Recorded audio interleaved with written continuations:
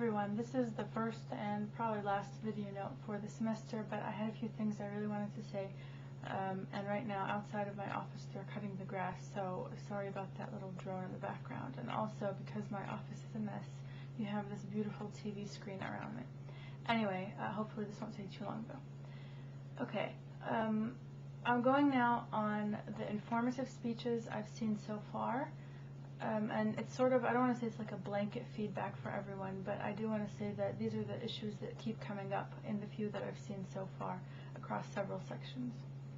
And so we'll start really with the delivery and then the outline, and finally at the end I may talk a little bit about video, which it wasn't really a problem in most people's thing. So in terms of delivery, there were some sort of speech sins, I like to call them, and they involved, first of all, reading. And reading is a big no-no. If you remember, your book tells you that you want to go for an extemporaneous and conversational style. You don't want to be, hello, Mary had a little lamb because its fleece was white. Snow. I mean, that looks choppy and it looks staged and it's just fake. Everyone knows, the whole world knows that it's fake. So, first of all, no reading. Another issue that's sort of overlapping with the second point, so I might not even go in an outline, I'll just tell you boom, boom, boom. Okay, the outline, a lot of people are writing outlines that have mega, like, run-on sentences for like 3 paragraphs per point, and that fosters reading. So, if there was a little miscommunication, I'll take the blame for that. You want to go for something called a keyword outline in your book. Remember, the speaking outline and the preparation outline are always going to be different than, I just don't suggest ever, I mean, anytime you put something more than a phrase, you're going to start reading. You meaning the person, I don't mean you like yourself. If you're one of those people who really and truly can read quite well and say, Mary had a little lamb, and the reason for that is because the fleece was white as snow, and, you know, whatever it is, then it comes across naturally. It's not, you're not throwing words at us, but most of the people, they lose their place, they read choppily, and it's just not something that will get you. I mean, right now, just from looking at some of the informative speeches, I'm counting on my little form, like when I grade your speeches, there's like 25 to 35 points off just for that, the assembly of sins related to reading, no eye contact, that sort of thing. So that's really the biggest thing. Some people, even though they were doing it properly in terms of, they gave me a good outline, it had, you know, point 1, point 2, A and B and all that stuff, it did have issues related to organization. Now these people did not send me any outline at all to go over, so I should probably say at this point that yes, you can resubmit your informative speech up until that last day. I think it was the 26th or 27th of July. Make sure it's at noon though.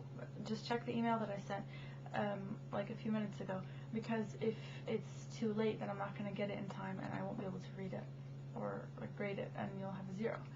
So there's that. Okay, we talked about delivery and reading and all that stuff. What else do we have? Oh yes, what am I doing now? I'm sort of, I seem unfocused, or I seem as though I don't know what I'm talking about. It's, some people either didn't follow their outline properly, like I have the outline in front of me and they're doing point 2 before point 1 or something. Last minute changes never help anything. Adding stuff to the end never helps anything. So, but other people, they would freestyle it. They would go by that keyword outline, or they would do the outline properly, but then they would start kind of, see how I'm like sort of blah blah blah, like the way I'm looking, it looks like I don't have the words in my head, like I'm thinking on my feet, but it's sort of like I'm thinking I fell down. I'm not on my feet really.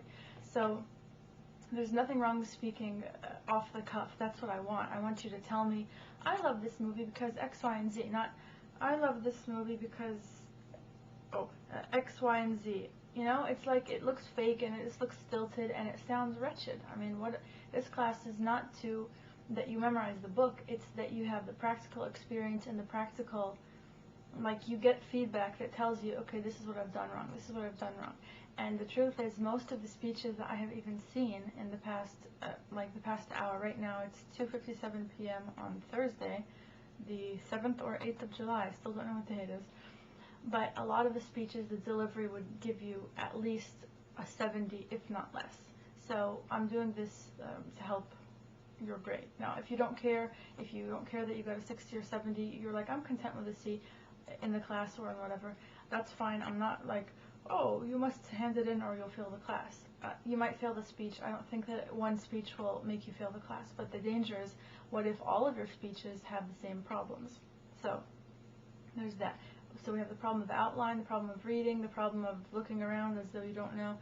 Some people didn't have an audience at all, and some people had audience members that were distracting, to say the least. And I'm talking about distracting because some of them were like dogs, for example, that would like scratch behind their ear, and then it would be beastly, as I like to say. You don't want all these distractions around you, whether you're giving a speech in real life or you're giving a speech to an audience and videotaping it. So what else do we have? Oh yes, what I just did now. A lot of people, every time they would break one point and go to the next point, their transition wasn't, as we've seen here, now, blah, blah, blah, we're going to go here. They'd say, so, blah, blah, blah, blah, blah. And they do that sound. I call it vocalization. I don't know what Americans call it, but it's just called vocalization. They also said, you know, etc. All of these things are very distracting, and they sound unprofessional, and they sound just beastly. A few people did have gum hidden in the little pocket of their cheek, and I have a bionic ear, so I know all about it. I could tell. And people had dogs barking in the background. I had to lock up my dogs just while I'm giving the speech, so sorry about this barking. He's saying he loves you all, and he hopes you get an A. Then, let's see, what else do we have? We had delivery. Some people were reading from the actual computer screen, and that's like a big no-no as well, because it mucks up the delivery. Like, Mary had a little lamb, and my dog won't stop barking. And just see how it looks like you're reading a teleprompter? Beastly. Another issue that really is to do with, I mean, it goes back to the outlines again. Some people, I'm truly sorry.